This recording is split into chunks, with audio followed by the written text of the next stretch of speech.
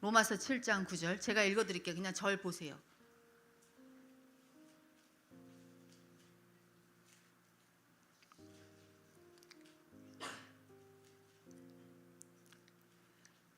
우리 권사님이 펴시니까 그냥 가만히 있어야죠. 우리 권사님. 로마서 7장 9절 전에 율법을 깨닫지 못했을 때는 내가 살았더니 계명이 이름의 죄는 살아나고 나는 죽었도다. 도대체 이 말이 무엇인가? 전에 율법이 너희에게 이르지 않았을 때는, 참 말 표현이 엄청 멋있지 않아요? 너희들이 율법을 깨닫지 못했을 때는, 못했다고 표현해요. 율법을 깨닫지 못했을 때는 내가 살았더니, 이 못했다는 말은 뭐예요? 못했다는 건 자의예요? 타의예요? 안 왔다는 게 아니잖아요. 내가 율법을 깨닫지 않았을 때는 이렇게 안 하잖아요. 다시, 내가 율법을 깨닫지 못했을 때는, 율법이 계명이 이르지 못했을 때는, 이건 내가 못하고 있다는 거예요? 아니면 하나님이 허락을 안 하셨다는 거예요? 하나님이 허락을 안 하셨다는 거예요. 이유가 있어요. 이유가. 아유, 그거 보세요, 사모님. 제 잘못이 아니라니까요. 여기 이렇게 써 있잖아요. 이르지. 이런 표정하면 안 되는데.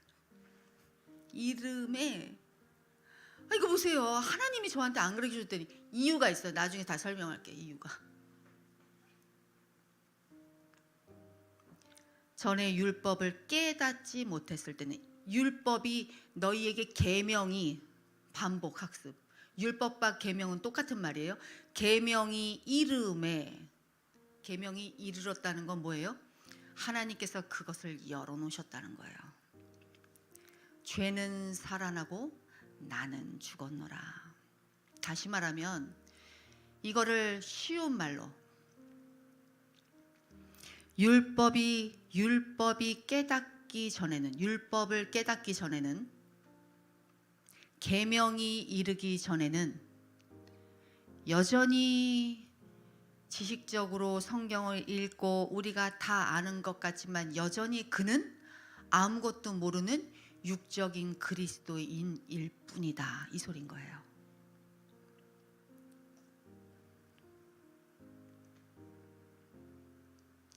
그러면 율법이 어떻게 열어질 수 있는가요?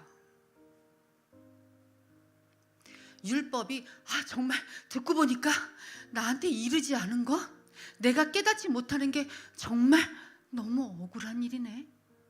그러면 이 율법이 어떻게 이르게 되느냐는 거예요. 그 율법이 이르는 방법이 딱 하나예요. 성령 안에서. 그러면 다시, 우리가 율법이 이르지 못했고,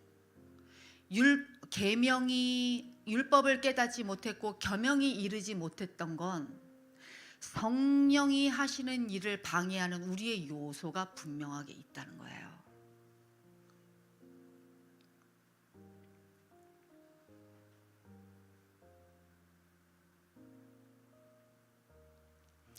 여기서 율법을 능력 안에서, 하나님의 온전한 지혜 안에서, 하나님의 권능 아래서 이해한다는 것은, 내가 율법을 이것을 지키고 이것을 하지 말아야 되고 이것을 해야 되고 라는 것이 아니라, 그게 율법의 이해가 아니에요. 율법을 이해한다는 것은 하나님께서 우리에게 율법을 가져오신 그 삶, 오늘의 삶 가운데서의 하나님의 목적, 그 하나님의 뜻하심을 내가 정확하게 알고 오늘을 하루를 사는 거예요.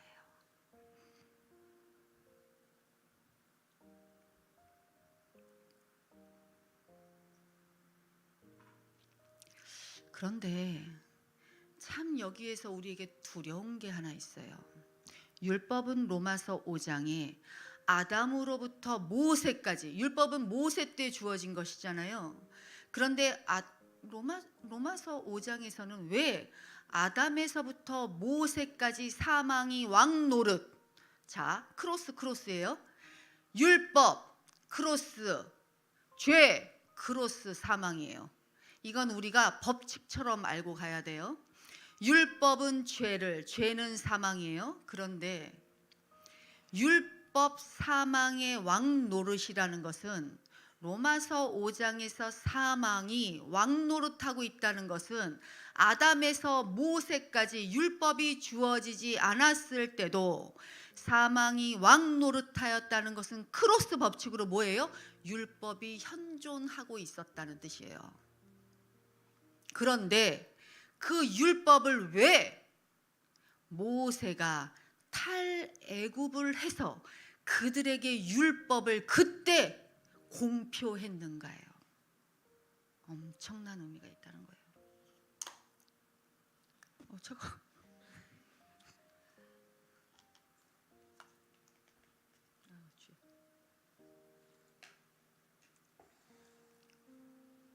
엄청난 거예요. 왜 그때 이르렀는가? 왜 그 탈애굽시킨 그들에게 그때 이르렀는가요?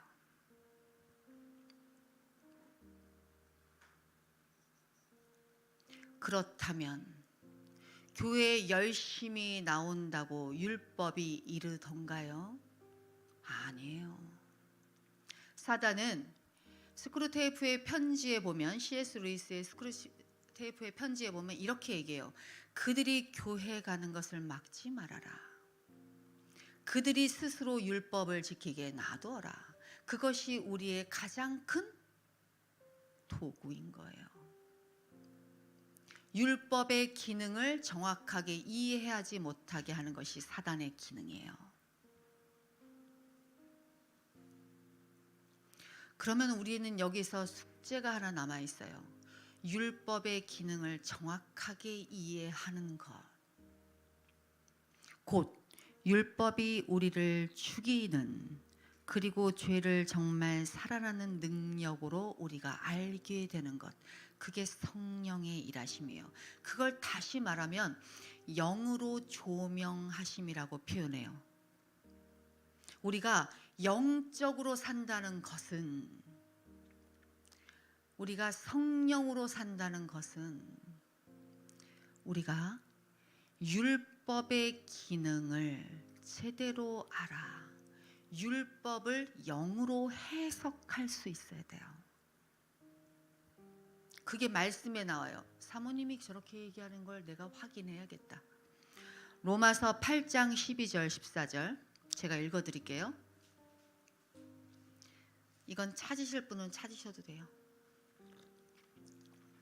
로마서 8장 12절 14절 그러므로 형제들아 우리가 빚진 자로 돼. 여러분 빚쟁이에요? 빚진 자예요? 빚쟁이처럼 행동하시면서 빚진 자라고 그러시네. 말은 우리가 빚진 자로 돼 육신으로 져서 육신대로 살 것이 아니야. 이게 무슨 말이에요? 우리는 들었으니까 알아. 육신으로 져서 육신대로 살 것은, 이게 무슨 말이에요? 율법을 육적으로 해석하는 사람. 그렇게 살지 말아라. 제발 그렇게 살지 마라. 이제까지 나의 설교를 들었으면, 이렇게 얘기하는 거예요, 바울이. 그러면서 뭐라고 얘기하냐면 너희가 육신대로 살면 반드시 죽을 것이다.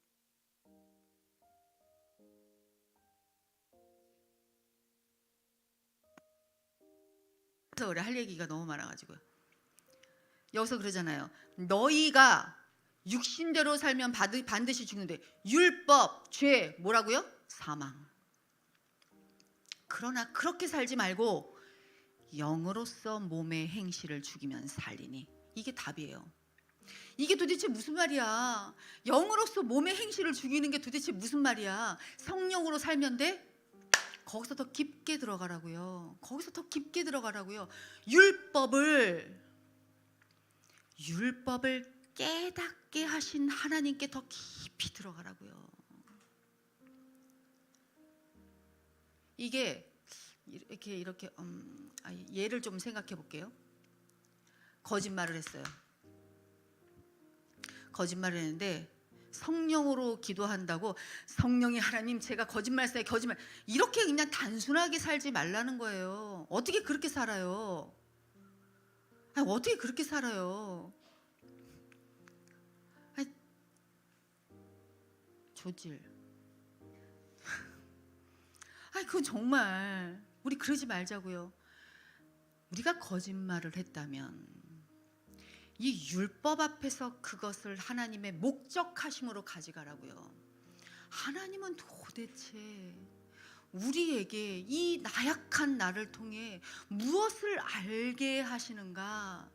그 율법 안에서 하나님의 목적하심까지 가라고요. 거기서 회개로 끝내버리지 말고, 회개는 그럴 때 쓰는 게 아니라 그러잖아요. 거기서 끝내지 말라고요. 그냥 하나님의 목적하심까지 가라고요. 이게 인내라고요. 이게 인내라고요.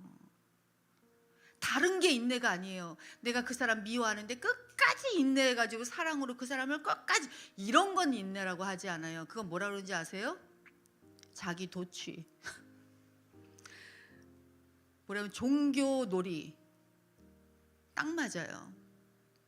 그런 건 인내라고 하지 않아요. 그러나 율법 앞에 세우시는, 오늘도 율법 앞에 세우시는 나를 보면서, 벌써 이렇게 율법 앞에 세우시는 나를 보면서 무엇을 깨달으라고요?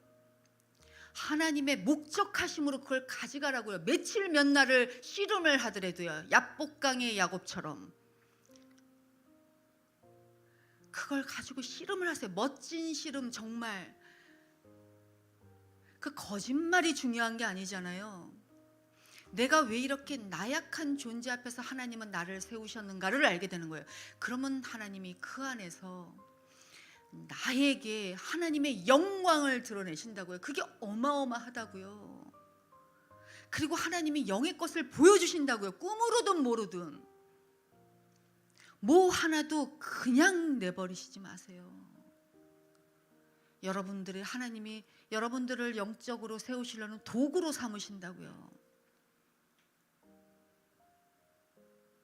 그 깊이로 가자고요.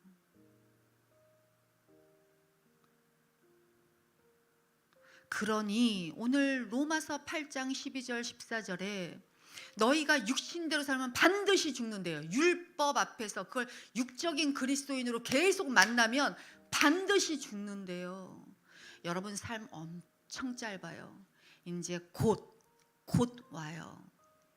그런데 우리는 그것을, 율법을 깨닫게 된 후에, 우리가 계명이 이른 후에, 왜냐하면 성령으로 그것을 열어놔야 된다고요.